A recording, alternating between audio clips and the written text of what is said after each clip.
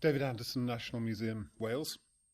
You probably remember that a few years ago, the Tate Gallery had huge banners over its building, Tate Modern, about Ai Weiwei.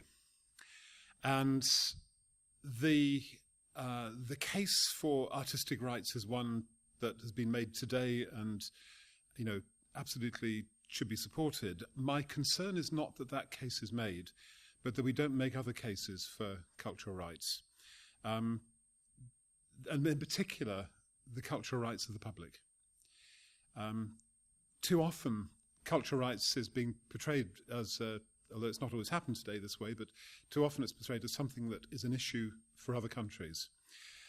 It's a very comfortable position for cultural organisations, for example, to take. But if one looks at the work of US theorist of human rights Henry Shue, for example, and others, he insists that cultural rights exist beyond mere access.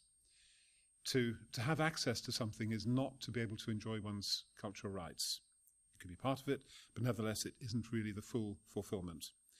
The real test is the opportunity to fully participate, and going beyond that, the opportunity to shape the experiences of which one is part.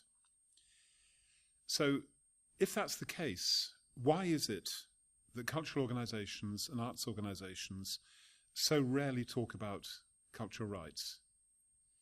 Why are we not looking at the thinking, the work, the research, the arguments that are made about theories of rights, and in particular that those rights belong to every single individual, every citizen, every child, every adult, and that the responsibility of publicly funded organisations, and I would argue anybody else as well, is to enable those rights to be fully taken up and to go beyond passive opening up of space to actively making that possible.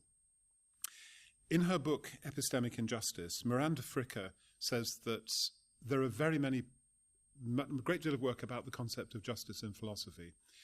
There is very little work by comparison on the concept of injustice and its philosophical implications. And she takes the book To Kill a Mockingbird as her sort of central metaphor, really, for discussion of this. And in that, she takes a very powerful conclusion, really, which is, if you are not listened to, you will not, in the end, speak. And I would argue that in cultural organisations, if our publics do not have the opportunity to participate and to contribute to the shaping of the cultural experiences themselves, they will become, no, they are culturally silenced. Why is that? Thank you.